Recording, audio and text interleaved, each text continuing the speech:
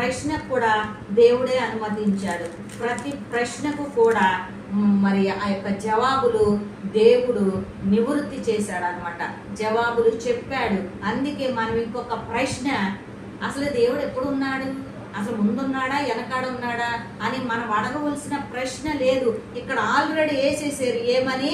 మరి నీకు 10 సంవత్సరములైనా లేవే, నువ్వు అబ్రహామును చూచితివని ఆయనతో చెప్పగా యేసయ్య వాళ్ళు ప్రశ్న వేస్తే యేసయ్య ఏం చెప్తున్నాడు తెలుసా?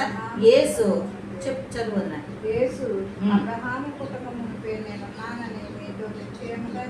హల్లెలూయా హల్లెలూయా. ఇప్పుడు యేసయ్య నేను ఉన్నాను అబ్రహాము ముందే అన్నాడు. అయితే వాళ్ళకైతే దర్శనంలో చూచారో, ఎలా చూచారో, దూరం నుండి చూచి వందనం చేసుకుని వాళ్ళు చనిపోయారని ఉంది. కానీ ఇప్పుడు ఎలా ఉన్నాడో వీళ్ళకి చెప్పాలి కదా, వీళ్ళకి చెప్పాలి. మనకైతే బైబిల్లో వ్రాయించాడు హెబ్రీ పత్రికలో పౌలు గారి చేత.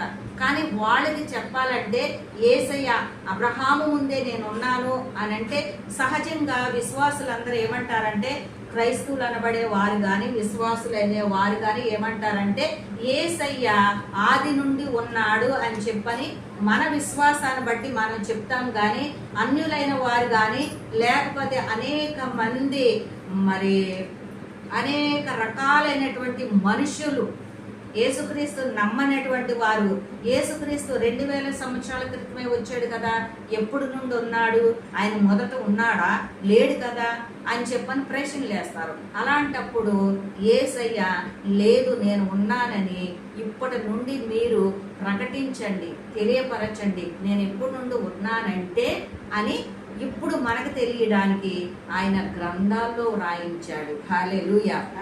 ఏమని వ్రాయించాడో మనము వీటికి అబ్రహాము పుట్టక పూర్వమే నేను ఉన్నాను అని చెప్పాడు కదా.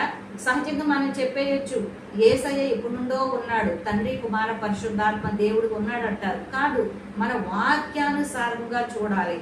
వాక్యానుసారముగా ఈ పరిశుద్ధ గ్రంథంలో చూపిస్తేనే ప్రతి ఒక్కరూ నమ్ముతారనమాట. మరి అవి మనం చూద్దాము. యేసయ్య పుట్టక మునుపు ఆయన యోషయా గారికి కన్యక గర్భవతి అయి కుమారుని కంటది. ఆయనకి పేర్లు ఏం పెడతారన్నారు? ఆశ్చర్యకరుడు, ఆలోచనకర్త,